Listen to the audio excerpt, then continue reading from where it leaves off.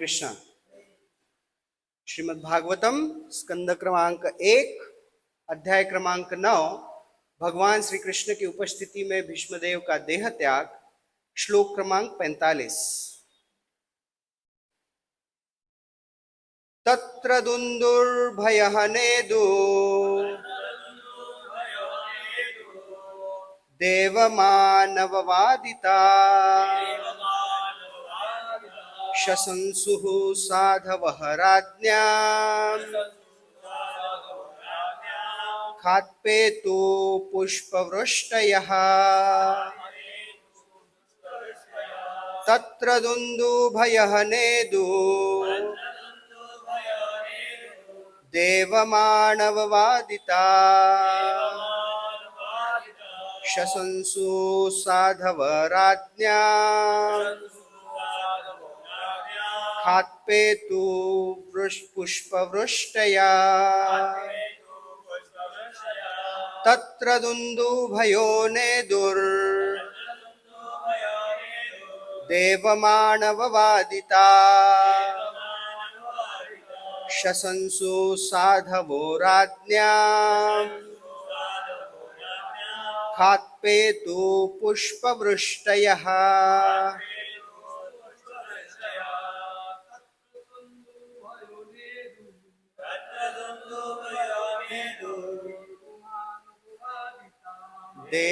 देवमानववादिता शशंसु साधवो राज्ञाम् खात्पेतु पुष्पवृष्टयः। तत्र दुन्दुर्भयो वेदुर् देवमानववादिता शशंसु साधवो राज्ञाम् खात्पेतु पुष्पवृष्टयः। तत्र दुन्दुर्भयो वेदुर् देवमानववादिता शशंसु साधवो राज्ञाम् खात्पेतु पुष्पवृष्टया। माताजी। तत्र दुन्दुर्भयो नेदुर् देवमानववादिता शशंसु साधवो राज्ञाम् खात्पेतु पुष्पवृष्टया। तत्र तत्पश्चात दुन्दुभय नगाड़े नेदु बजने लगे। देव अन्य ग्रहों के देवता, मानव सभी देशों के मनुष्य वादिता के द्वारा बजाए जाकर शशंसु प्रशंसा की साधव सत्यनिष्ठ राज्ञाम राजाओं के द्वारा खात आकाश से पेतु गिरने लगी पुष्पवृष्टया पुष्पों की वर्षा। अनुवाद एवं तात्पर्य अभय चरणारविंद भक्तिवेदांत स्वामी श्रील प्रभुपाद जी द्वारा। अनुवाद। तत्पश्चात मनुष्यों तथा देवताओं ने सम्मान में नगाड़े बजाए और निष्ठावान राजाओं ने सम्मान तथा आदर प्रदर्शित किया और आकाश से पुष्पों की वर्षा होने लगी। तात्पर्य। मनुष्य तथा देवता दोनों ही भीष्मदेव का आदर करते थे। मनुष्य पृथ्वी पर एवं ऐसे ही अन्य ग्रहों के समूह भू तथा भुवः में रहते हैं, लेकिन देवता स्व अर्थात स्वर्गलोक में रहते हैं और वे सभी भीष्मदेव को एक महान योद्धा तथा भगवत भक्त के रूप में जानते थे। मानव होते हुए भी महाजन या अधिकारी के रूप में वे ब्रह्मा, नारद तथा शिव के स्तर पर थे। देवताओं के तुल्य योग्यता आध्यात्मिक पूर्णता मिलने पर ही होती है। इस प्रकार भीष्मदेव ब्रह्मांड में सर्वत्र विख्यात थे और उनके समय में एक लोक से दूसरे लोक की यात्रा व्यर्थ के यांत्रिक अंतरिक्ष यानों के द्वारा नहीं अपितु सूक्ष्मतर विधियों से संपन्न की जाती थी। जब सुदूर ग्रहों को भीष्मदेव के निधन की सूचना भेजी गई तो उच्च लोकों के निवासियों ने तथा पृथ्वी के निवासियों ने दिवंगत महापुरुष के सम्मान में पुष्पों की वर्षा की। स्वर्ग से पुष्पों की वर्षा महान देवताओं के द्वारा मान्यता का यह चिन्ह है और इसकी तुलना कभी भी शव के फूलों से सजाने से नहीं की जानी चाहिए। आत्म साक्षात्कार के कारण भीष्मदेव के शरीर का भौतिक प्रभाव मिट चुका था और उनका शरीर उसी प्रकार आध्यात्मिक बन गया था जिस प्रकार अग्नि के संपर्क में आकर लोहा तप्त लाल हो जाता है। अतएव पूर्णतः स्वरूप सिद्ध व्यक्ति का शरीर भौतिक नहीं माना जाता। ऐसे आध्यात्मिक शरीरों के लिए विशेष उत्सव मनाए जाते हैं। भीष्मदेव के सम्मान तथा उनकी मान्यता का अनुकरण भी कभी कृत्रिम साधनों से नहीं करना चाहिए, क्योंकि आजकल हर ऐरे गहरे व्यक्ति तथा तथाकथित जयंती समारोह मनाने का फैशन चल पड़ा है। प्रामाणिक शास्त्रों के अनुसार किसी सामान्य व्यक्ति का, चाहे वो भौतिक दृष्टि से कितना भी बड़ा क्यों ना हो, जयंती उत्सव मनाना भगवान के प्रति अपराध है, क्योंकि जयंती तो धरा पर भगवान के आविर्भाव दिवस के लिए सुरक्षित है। भीष्मदेव अपने कार्यकलापों के कारण अद्भुत थे और उनका ईश्वर के धाम का प्रयाण भी अद्भुत है। ओम अज्ञानतिमिरन्धस्य ज्ञानाञ्जनशलाकया चक्षुरुन्मिलितं येन तस्मै श्रीगुरवे नमः। श्रीचैतन्यमनोभीष्टं स्थापितं येन भूतले स्वयं रूप कदा मह्यं ददाति स्वपदान्तिकम्। वन्देऽहं श्रीगुरो श्रीयुतापदकमलं श्रीगुरुन् वैष्णवांश्च श्रीरूपं साग्रजातं सहगणा रघुनाथान्वितं त्वं सजीवं साद्वैतं सावधूतं परिजनसहितं कृष्णचैतन्यदेवं श्रीराधाकृष्णपादान् सहगणललिता श्रीविशाखान्वितांश्च। नमः ॐ विष्णुपदाय कृष्णपृष्ठाय भूतले श्रीमते भक्तिवेदान्त स्वामीनिति नामिने। नमस्ते सरस्वती देवे गौरवाणी प्रचारिणे निर्विशेष शून्यवादी पाश्चात्य देशतारिणे। वाञ्छाकल्पतरुभ्यश्च कृपा सिन्धुभ्येव च पतितानां पावनेभ्यो वैष्णवेभ्यो नमो नमः। जय श्री कृष्ण चैतन्य प्रभु नित्यानंद श्री अद्वैत गदाधर शिवासादि गौर भक्त वृंद। हरे कृष्णा कृष्णा कृष्णा हरे हरे, हरे राम राम राम हरे हरे।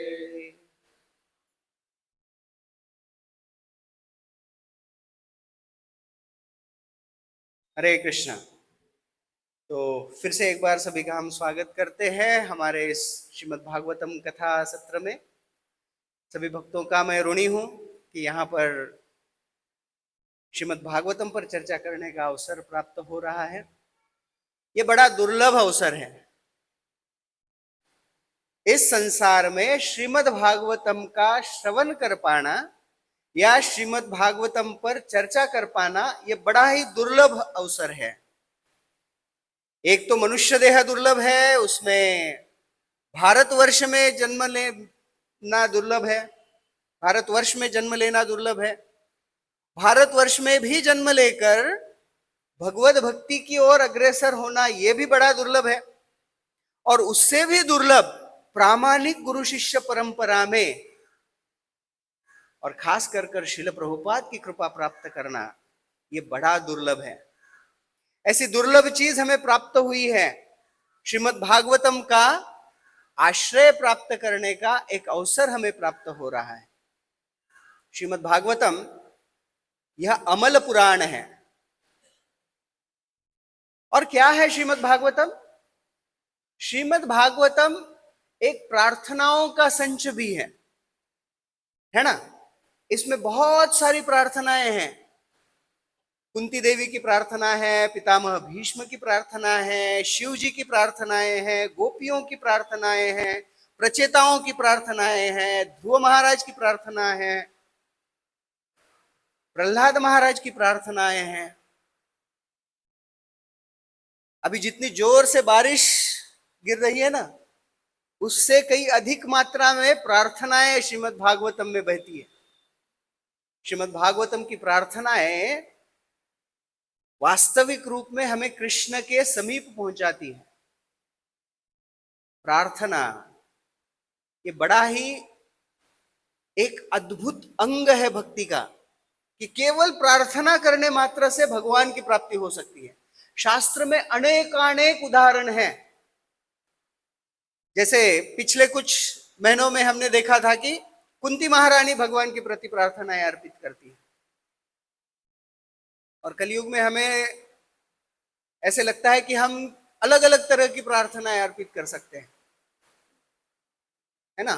खास कर आजकल ये सोशल मीडिया के जमाने में भगवान को प्राप्त करना ऐसे लगता है कि बस एक रील का काम है ना। और उसके माध्यम से अनेकों प्रार्थनाएं भी होती है, और प्रार्थना कितनी अलग अलग तरह की होती है। जैसे कृष्ण का चित्र लगा दिया और उसके पीछे बैकग्राउंड म्यूजिक डाल दिया, तड़पाओगे तड़पा लो। और सच में अगर कृष्ण ने सोचा तड़पाता ही हूं तो फिर दुनिया बनाने वाले का तेरे मन में समाई, तूने काहे को दुनिया बनाई। तो एक तरफ महारानी कुंती जैसा भाव कि भगवान जितना तड़पाना चाहते हैं उतने तड़पाओ, मैं तैयार हूं। दूसरे ही क्षण मेरे साथी ऐसा क्यों करते हैं, है ना। भगवान है ही नहीं, अगर है तो अंधे और बहरे हैं, उनको कुछ दिखाई नहीं देता है। ये प्रार्थना नहीं है। भगवान से प्रार्थना कैसे करनी चाहिए, ये भी अगर हमें समझना है तो शास्त्र का आधार लेना चाहिए, श्रीमद् भागवतम का आधार लेना चाहिए। अन्यथा हमारे भगवान के प्रार्थनाओं में कंप्लेंस ही ज्यादा होते हैं।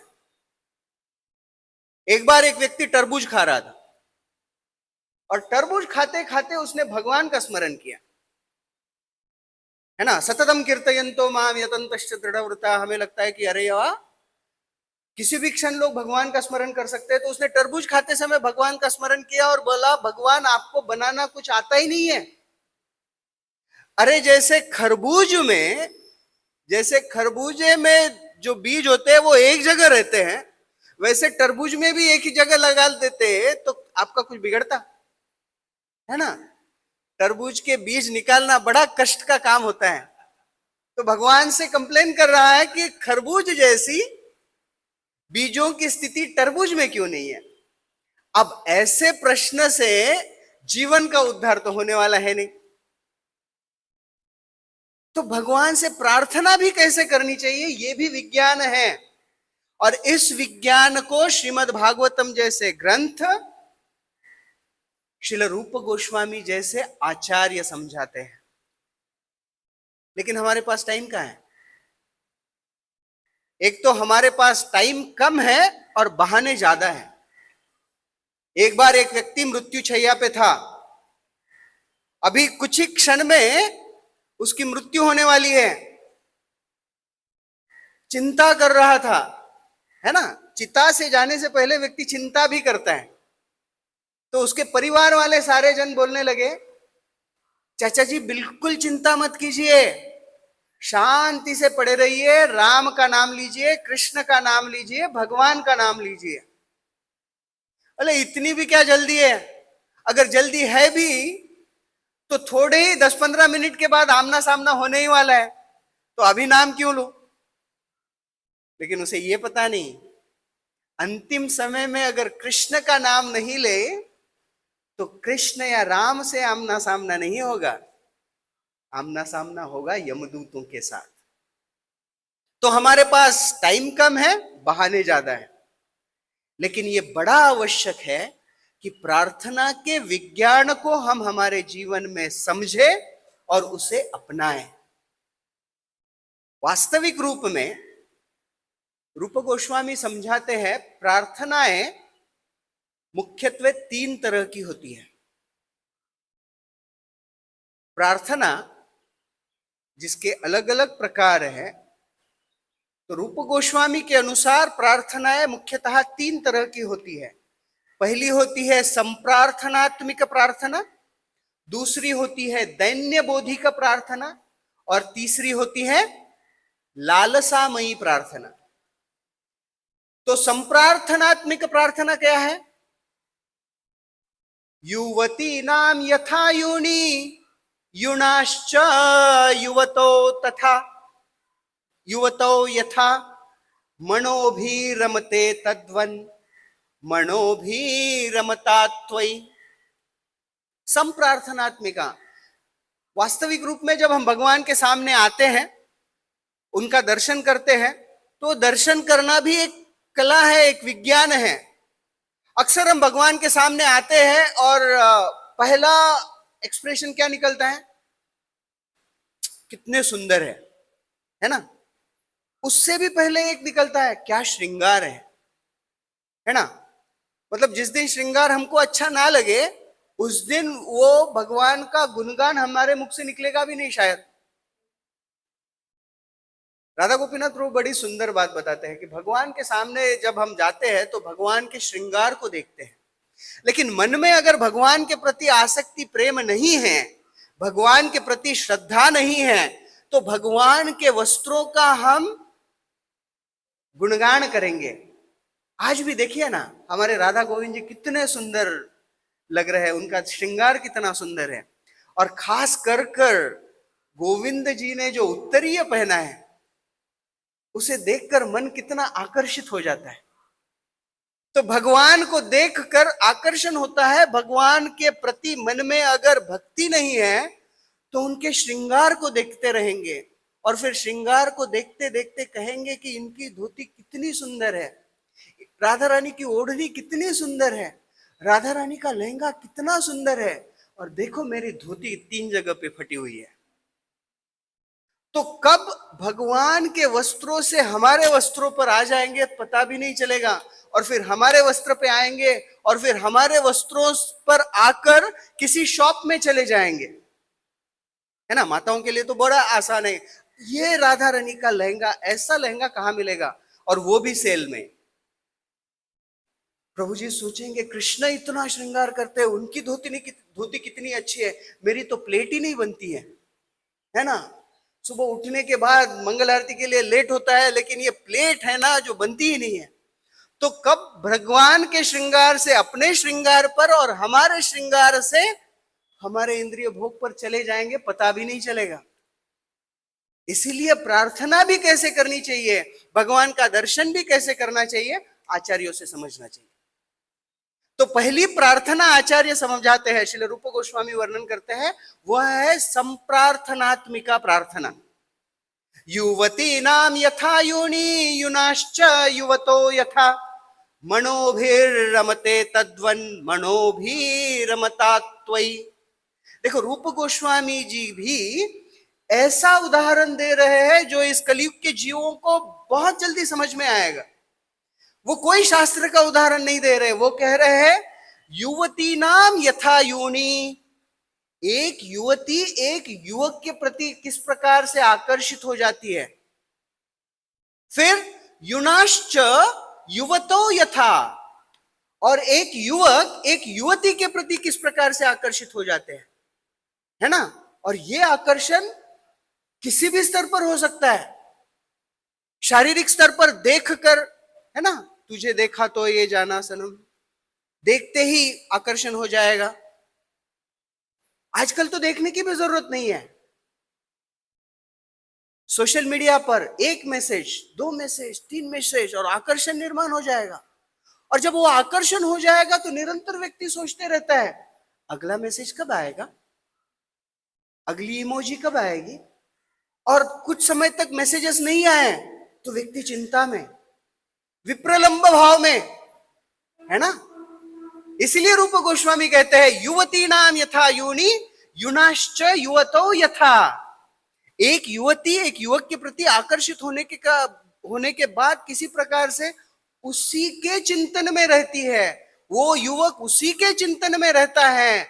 मनोभिरमते तद्वन, मनो भी रमता त्वयि। हे भगवान, जय श्री श्री राधा गोविंद देव की जय। हे भगवान, मुझे इसी प्रकार से आपकी चेतना में, आपकी भावना में स्थित कर दीजिए, है ना, कि प्रतिक्षण में विचार करूं कब मैसेज आएगा कृष्ण का। जैसे मान लो, अगर भगवत गीता मोबाइल होती, सुबह उठते ही हम उसे खोलते, 2 श्लोक पढ़ लेते, है ना, फिर स्नान करके आते, उसको खोलते, 2 श्लोक पढ़ लेते, 2 BG पर डे। तो संप्रार्थनात्मिक प्रार्थना, यह भगवान का गुणगान और अपनी स्थिति के अनुसार भगवान के प्रति की गई प्रार्थना है। दूसरे प्रकार की प्रार्थना है दैन्य बोधि का प्रार्थना। दैन्य बोधि का प्रार्थना मतलब, अब भगवान के सामने आए हैं, भगवान को देख रहे हैं, उनका गौरव कर रहे हैं, अपनी स्थिति के बारे में बता रहे हैं, तो अपनी दैन्य अवस्था के बारे में बताना भी बड़ा आवश्यक है। वो है दैन्य बोधि की प्रार्थना।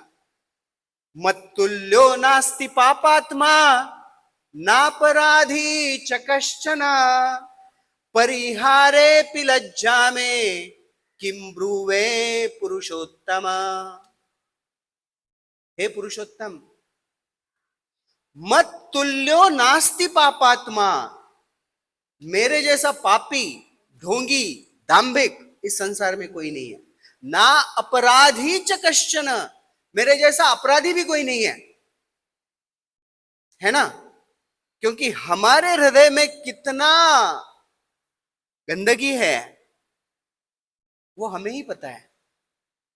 उसे खोलकर बताना चाहिए भगवान को, भगवान देखो इतना गंदा है ना। पिछली बार जब हम चर्चा कर रहे तो हृदय के अनर्थों की चर्चा की थी, इतने सारे अनर्थ है हृदय में, तो भगवान के सामने हमारी दैन्यमय स्थिति का वर्णन करना चाहिए।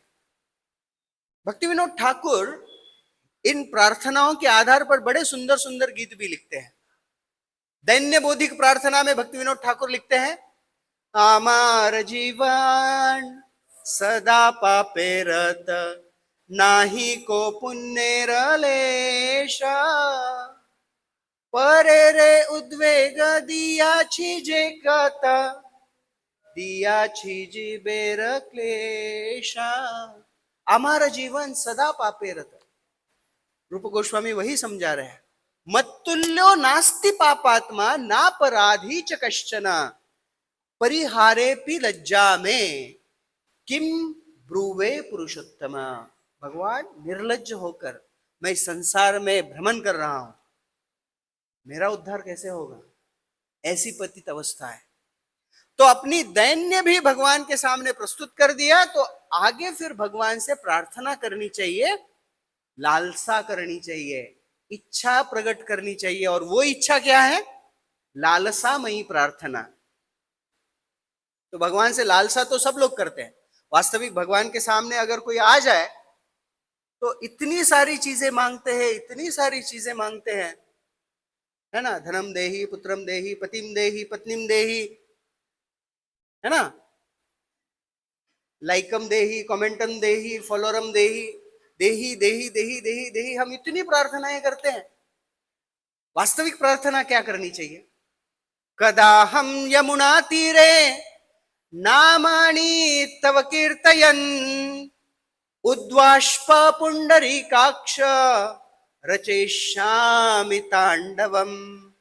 हमें भगवान से प्रार्थना क्या करनी चाहिए कि भगवान कब वो दिन आएगा जब यमुना के किनारे मैं आपका कीर्तन गाते हुए, करते हुए, हे पुंडरीकाक्ष, मेरे आंखों से अश्रुधाराएं बहने लगी और मैं तांडव जैसा नृत्य करने लगूं। हम लालसा भी क्या करते हैं, ये भी बड़ा महत्वपूर्ण है। भगवान से क्या मांगते हैं, है ना। एक बार एक वृद्ध स्त्री चल रही थी, उसके सर पर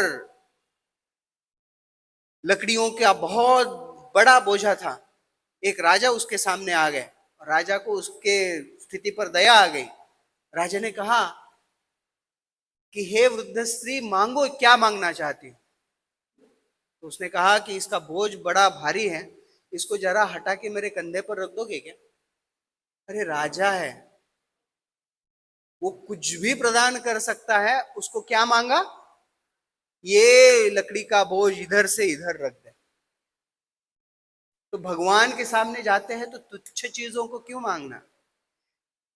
इसीलिए हम प्रतिदिन हमारे मॉर्निंग प्रोग्राम में जब भगवान से प्रार्थना करते हैं, नामापराध कहते हैं, तो अंत में क्या प्राप्त करने की अभिलाषा बताते हैं?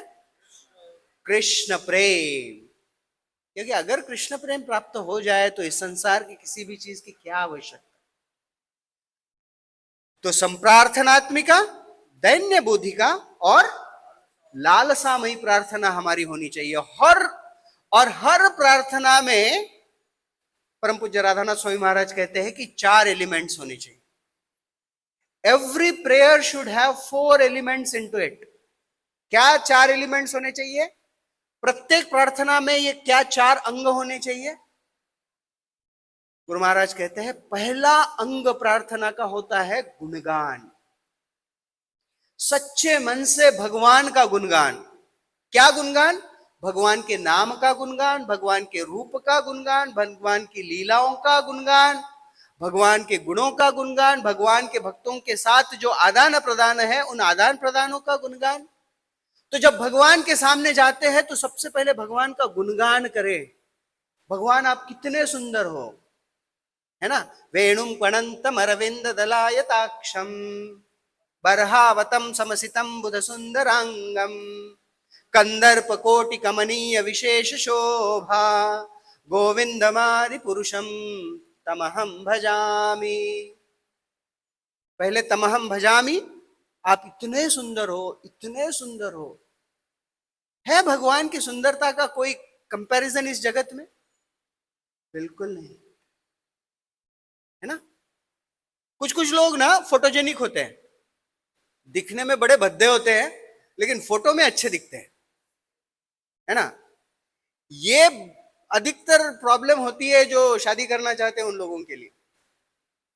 फोटो में तो बाप रे इतनी सुंदर दिखती है या इतना सुंदर दिखता है, और देखने के लिए जा यही है क्या? प्रश्न पड़ता है। वास्तविक रूप में एक बड़ा सुंदर उदाहरण आता है शास्त्र में कि एक बार एक राजा एक युवती को देखकर आकर्षित हुआ और उससे नदी के किनारे कहता है कि मैं तुमसे विवाह करना चाहता हूं। वो युवती कहती है कि 7 दिन बाद आना।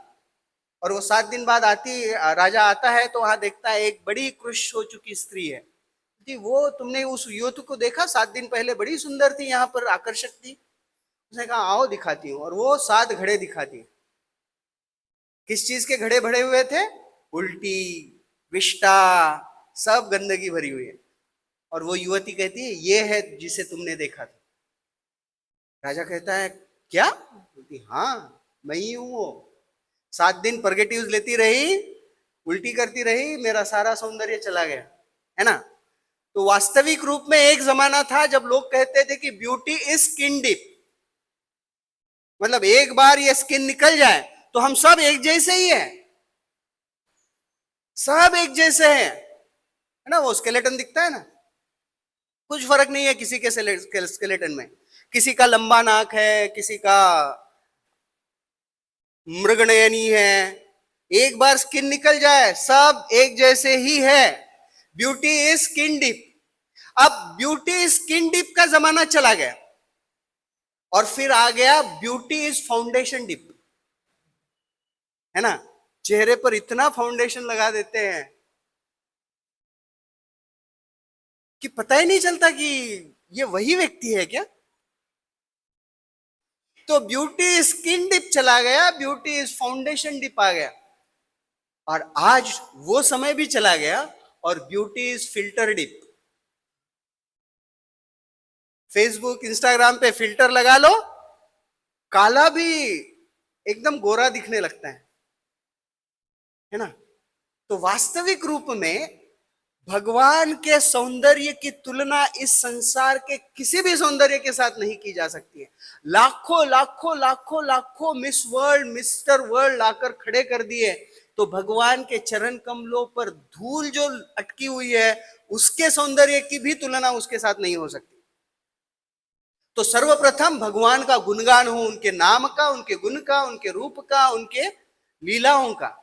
फिर दूसरा एलिमेंट प्रार्थना में है नम्रता और कृतज्ञता का। We should be grateful. भगवान आपने मनुष्य देह दिया है, पिछले 22 साल से, पिछले 45 साल से सांस ले रहा हूं, ये जो अंदर एक मुट्ठी जितना बड़ा मेरा हृदय है ना, वो धड़क रहा है, रुका नहीं है अभी तक। भले हम सो जाए, ये धड़कता रहता है। हे भगवान, आप उसे धड़का रहे हो, आपने उसे रेस्ट करने के लिए नहीं बोला है। सोचो, भगवान ने सोचा ये बड़ा सोते रहता है, इसके हृदय को भी सुला देता हूं थोड़ी देर,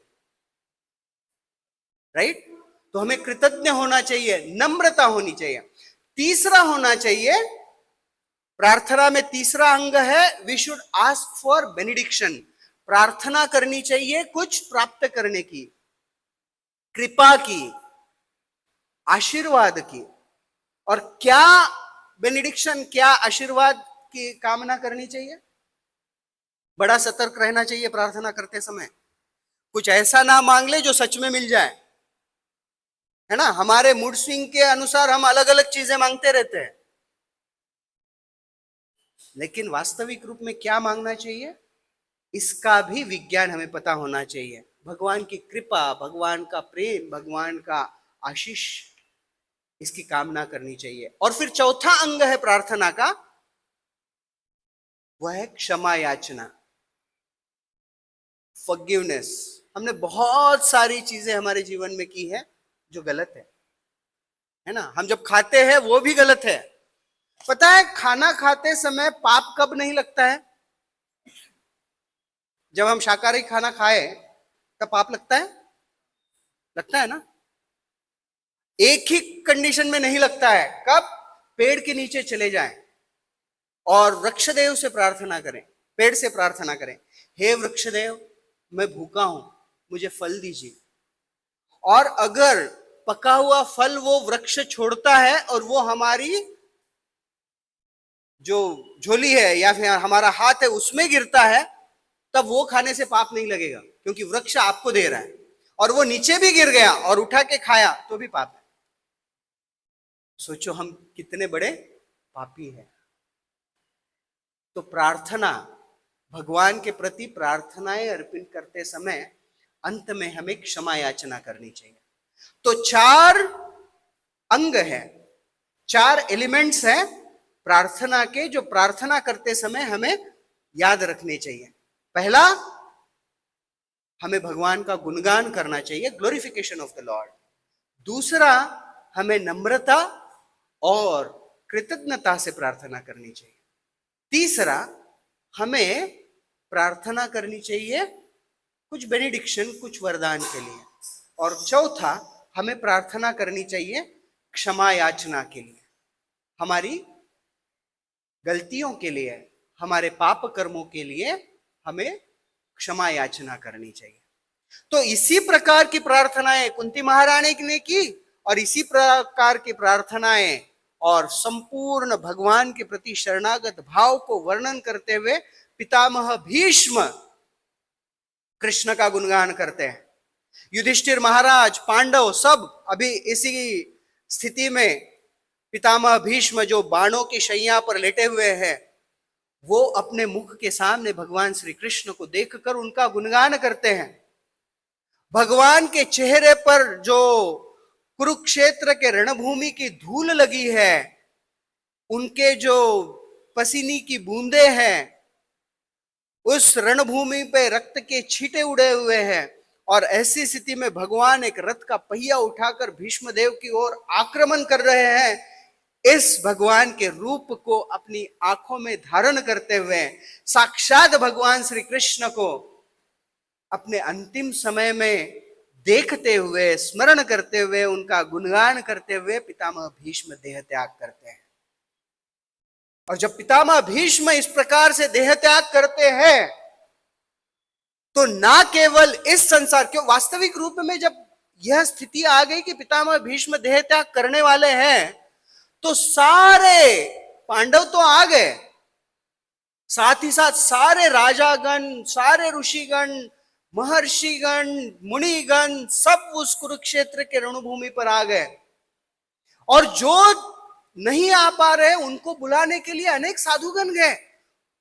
मुख्यत्वे भृगु मुनि हर लोक में गए और उन्होंने कहा कि पितामह भीष्म अपना देह त्याग कर रहे हैं, आप सब आ जाइए, कृपा प्राप्त होगी। क्योंकि पितामह भीष्म का देह त्याग कोई सामान्य देह त्याग नहीं है।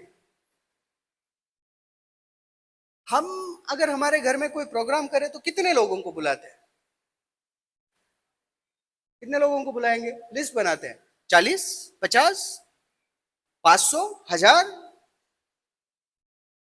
है ना। बालकुम में अगर शादी हो रही है तो 5 पकड़ी में किसी को पता नहीं रहता है। घोड़बंदर रोड पे किसी को कुछ लेना देना नहीं है आपके घर में क्या चल रहा है। आजकल तो आपके फ्लैट में क्या चल रहा है वो बगल वाले फ्लैट के लोगों को भी कुछ लेना देना नहीं क्या चल रहा है। अगर कोई चला जाता है तो कितने लोग आते हैं, कितने लोग रोते हैं। हम एक कविता थी, जनपळ भर म्हणतील हाय हाय, मी जाता राहिल कार्य काय। लोग कुछ समय के लिए रोएंगे, लेकिन जब पितामह भीष्म जैसे महान भक्त जब निर्वाण कर रहे हैं, जब वो जा रहे हैं, तो ना केवल पृथ्वी के राजा ऋषि मुनिगण अपितु स्वर्गलोक के देवता ये सब लालयित हो रहे हैं कि हम उनका दर्शन कर पाए।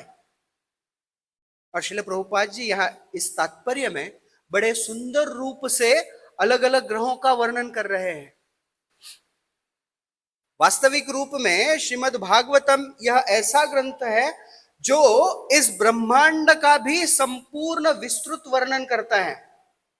हमें पता नहीं है, हम यहां पर यान भेजना चाहते हैं, चांद्रयान गया, फिर मंगलयान गया। वास्तविक रूप में यह सब देखा जाए ना तो एक कण मात्र है। सोचो हम सब लोग यहां पर बैठे, इतना बड़ा यह प्रांगण है, यहां पर इस सभा मंडप में हम बैठे हुए हैं, इतने सारे लोगों में हमारी स्थिति क्या है? हम वन ऑफ देम है, राइट।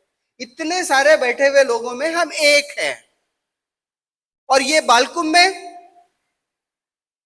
ये एक छोटा सा मंदिर है,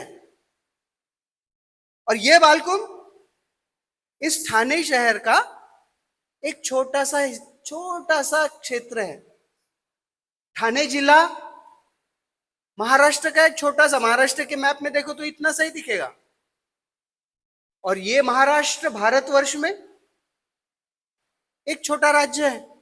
भारत पूरे विश्व में एक छोटा सा राज्य है। थोड़ा थोड़ा ऊपर ऊपर ऊपर आ जाइए। भारत इस पृथ्वी पर एक छोटा सा देश है। यह पृथ्वी इस सूर्य मालिका में एक छोटा सा ग्रह है। अब इतना ऊपर से हम खुद को देखें, दिखेंगे? हम दिखेंगे भी नहीं। और यह सूर्य मालिका अनेकों अनेकों सूर्य मालिकाओं का हिस्सा है, जो एक इस ब्रह्मांड का एक हिस्सा है। और ऐसे अनंत कोटि ब्रह्मांड जो कर्णोदक सागर में लेटे हुए कर्णोदकशाही विष्णु है, उनके एक एक रंध्र से निकल रहे हैं। सोचो वो महाविष्णु कर्णोदकशाही विष्णु कितने बड़े। और वो कर्णोदकशाही विष्णु जिस कर्णोदक सागर में लेटे हुए हैं, वो आध्यात्मिक जगत में जो भगवान श्री कृष्ण स्थित है, उनके एक विस्तार है। थोड़ा सा भूगोल सीख ले। यह भौतिक जगत आध्यात्मिक जगत का 1/3 है और 1/4। आध्यात्मिक जगत में अनंत कोटि वैकुंठ है, बहुत सारे आध्यात्मिक ग्रह है। उसमें केंद्र में और सबसे श्रेष्ठ गोलोक वृंदावन है, जहां पर कृष्ण राधा रानी के साथ द्विभुज रूप में है। फिर उसे सराउंड करते हुए अनेकों ब्रह्मांड है। सारे आध्यात्मिक जगत के पश्चात सर्वप्रथम भगवान अपने आप को विस्तारित करते हैं बलराम जी में, और वो राधा रानी के साथ है। और फिर बलराम जी से आता है प्रथम चतुर्व्यूह, फिर आता है दूसरा द्वितीय चतुर्व्यूह, फिर उधर से पुरुष अवतार विस्तारित होते हैं, महाविष्णु जो कारणोदक सागर में लेटे हुए हैं। तो महाविष्णु के एक एक रंध्र से ब्रह्मांडों की निर्मित होती है, और एक ब्रह्मांड फिर से एक गर्भोदक सागर होता है जिसमें गर्भोदकशाही विष्णु लेटे हुए हैं, जो हमको पता है ना। शेषनाग की छैया पर जहां पर लक्ष्मी दी उनके चरण कमल दबा रही है, वो गर्भोदक सागर में गर्भोदकशाही विष्णु लेटे हुए हैं, उनके नाभि से एक कमल निकलता है जिस पर ब्रह्मा जी की निर्मित होती है। और फिर ब्रह्मा जी ये ब्रह्मांड का इंटरनल इंफ्रास्ट्रक्चर रेडी करते हैं, और फिर वो 14 भुवन बनाते हैं जो इस ब्रह्मांड में। ये 14 भुवन क्या है? These are 14 प्लैनेटरी सिस्टम, जिसके मध्य में एट द सेंटर भूरलोक है, जहां पर हम लोग है ना। भूर, फिर उसके ऊपर 7, नीचे 7। तो भूरलोक जिसे मृत्यु लोक कहा जाता है, जहां पर मृत्यु होती है, जन्म मृत्यु जरा व्याधि हो रही है इस जगत में। हमारी भी मृत्यु होने वाली है 7 दिन में। किसी ने प्रभुपाद जी को पूछा कि स्वामी जी आपको हाथ देखने आता है क्या? हाँ देखने आता है। देखा। बोले क्या क्या दिख रहा है? बोले मरने वाले हो। बोले कब? बोले 7 दिन में। व्यक्ति चिंतित हो गया। बोले हाँ, हम सब भी 7 दिन में मरने वाले हैं। कुछ लोग वो सोच रहे होंगे कि कभी आना ही नहीं है यहाँ पर, राइट। सोमवार, मंगलवार, बुधवार, गुरुवार, शुक्रवार, शनिवार, रविवार, इन 7 दिनों में से किसी एक दिन हम जाने वाले हैं, 8वें दिन में नहीं, राइट। तो ये मृत्यु लोक है ना। हमें बड़ा आकर्षण होता है हमारे लोक का, है ना। आमची मुंबई। एक व्यक्ति ने मुझे पूछा था कि इसका नाम मुंबई क्यों है?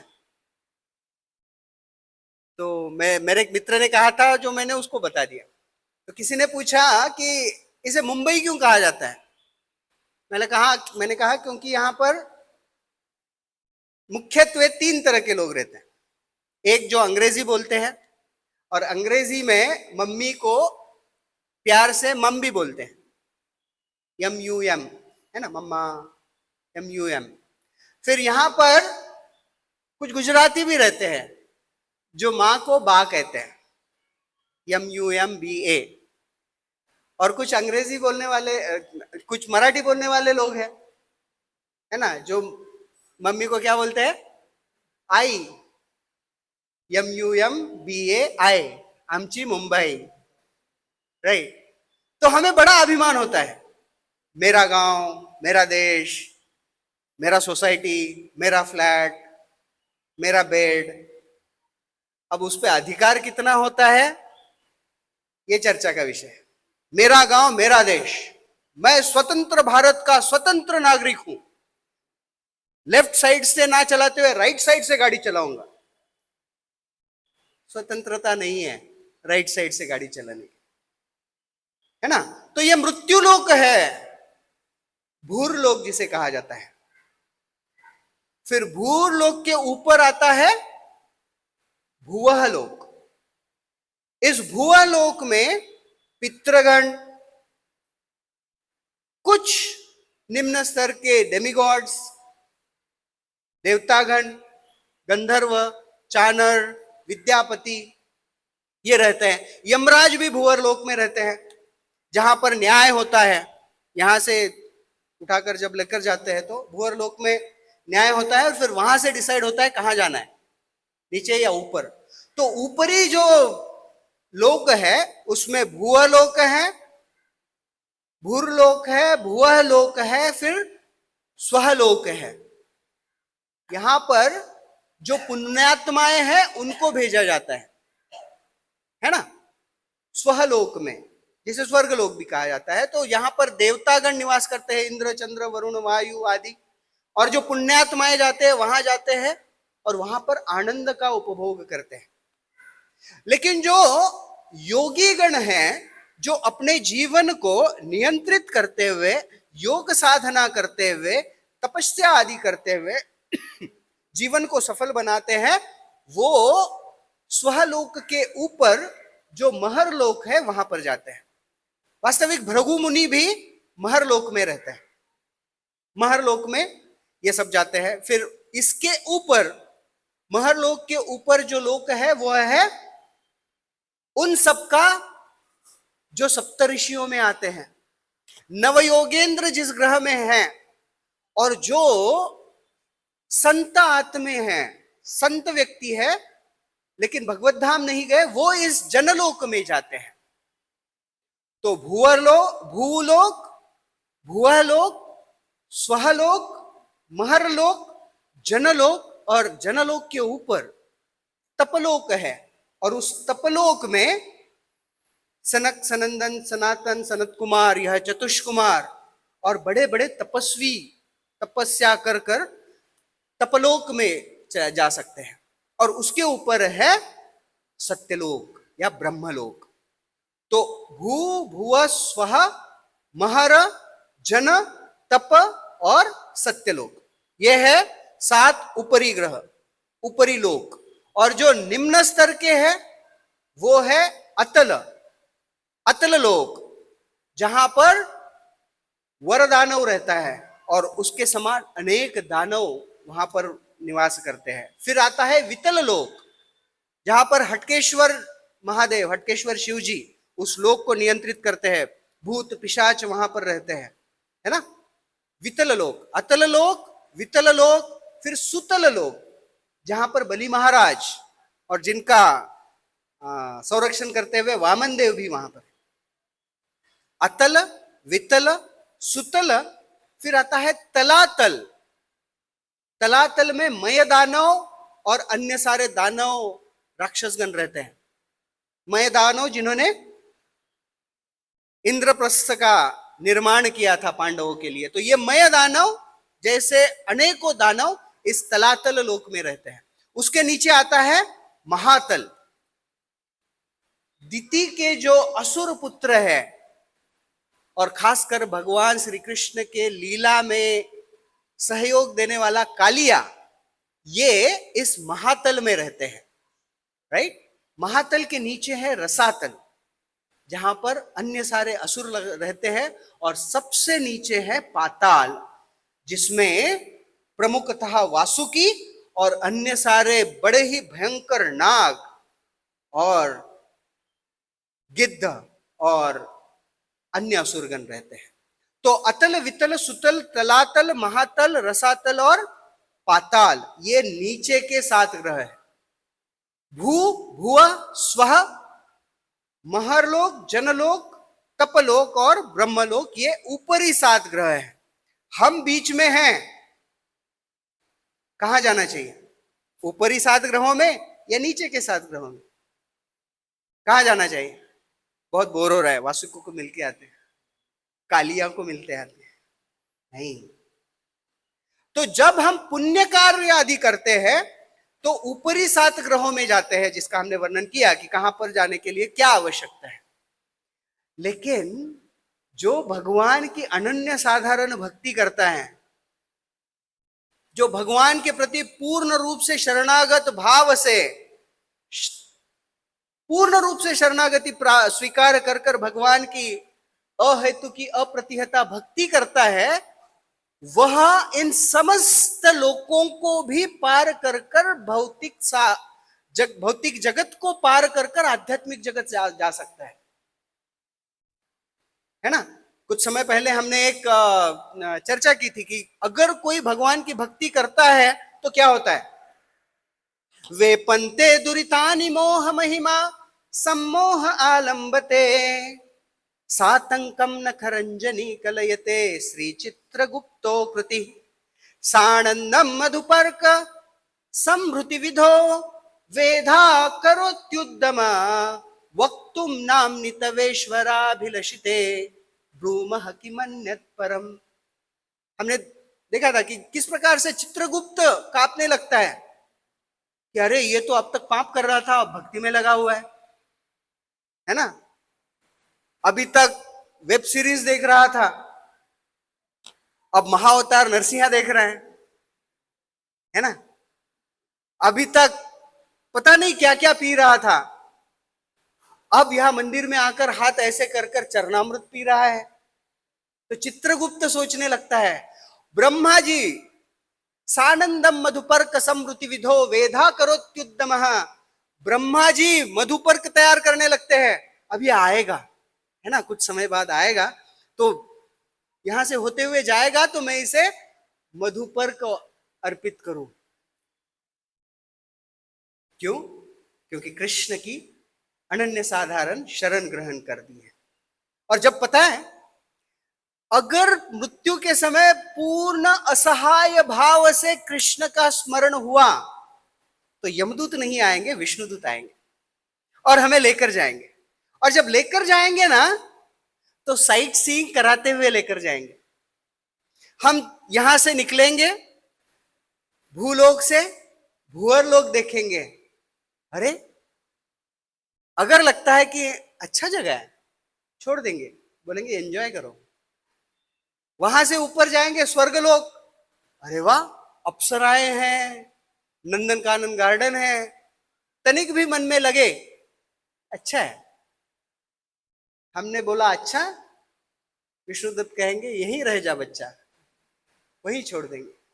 वहां से ऊपर जाएंगे, फिर महरलोक, जनलोक, तपलोक, ऐसे करते करते ब्रह्मलोक, ब्रह्मलोक में अगर हम ब्रह्मा जी को देखेंगे, सरस्वती के द्वारा जो छेड़ी गई वीणा की तान है उसे सुनेंगे, इतना आकर्षक है। और वो भी अगर थोड़ा सा अच्छा लगे तो बोलेंगे यहीं रुक जा। लेकिन नहीं, ये कुछ नहीं चाहिए, सिर्फ कृष्ण चाहिए, सिर्फ कृष्ण चाहिए। तो इस भौतिक जगत के आवरण को पार करते हुए विरजा नदी मिलेगी, और जब वो विरजा नदी आएगी, मन में कल्मश नहीं रहेगा, तो वो अमृत की बनी हुई प्रतीत होगी। और मन में अगर कल्मश रहेगा तो वो रक्त मूत्र वीर्य इससे भरी हुई गंदी लगेगी। इतना सब करते हुए जब तब भी मन में अन्य कोई अभिलाषिता नहीं है, अन्याभिलाषिताम शून्य, अन्य कोई अभिलाषा नहीं है, सिर्फ कृष्ण चाहिए, तब जाकर वैकुंठ के भगवत धाम के द्वार खुलेंगे। और जब गोलोक वृंदावन में चले जाएंगे तो वहां पर प्रभुपाद जी हमारा स्वागत करेंगे, भगवान हमारा स्वागत करेंगे। आवश्यकता क्या है? अन्याभिलाषिता शून्यम, अन्य किसी अभिलाषा को मन में ना रखते हुए जिस प्रकार से श्रील प्रभुपाद जी ने उपदेश दिए, उन उपदेशों को अपने जीवन में स्वीकार करते हुए असहाय भाव से, जिस प्रकार से एक छोटा बच्चा अपनी मां के लिए रोता है, जोर से रोना चाहिए, जोर से चिल्लाना चाहिए, हरे कृष्णा हरे कृष्णा कृष्णा कृष्णा हरे हरे, हरे राम राम राम हरे हरे। यही असहाय पूर्ण शरणागति भीष्म पितामह की थी। कृष्ण के सामने उन्होंने देह त्याग किया, इसीलिए भूव स्वर्ग लोक से उनके ऊपर पुष्प वर्षा होने लगी, जो आज का श्लोक है। तो वास्तविक रूप में हमें पितामह भीष्म का अनुसरण करते हुए महाजनो येन गथा सपंथा, पूर्ण रूप से अहेतु की अप्रतिहता, अन्याभिलाषिता शून्यम, ज्ञान कर्वादि अनावृतम भक्ति करने का प्रयास करना चाहिए। और जब ऐसी भक्ति करेंगे तो मन के अनर्थ दूर हो जाएंगे और कृष्ण हमारे हृदय को चुरा लेंगे।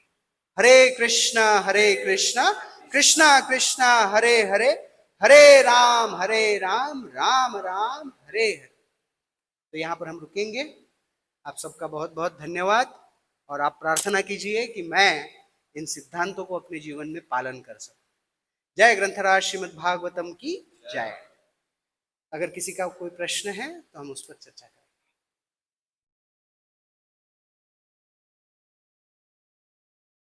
समय हो चुका है, तो अगर किसी का कोई प्रश्न है तो हम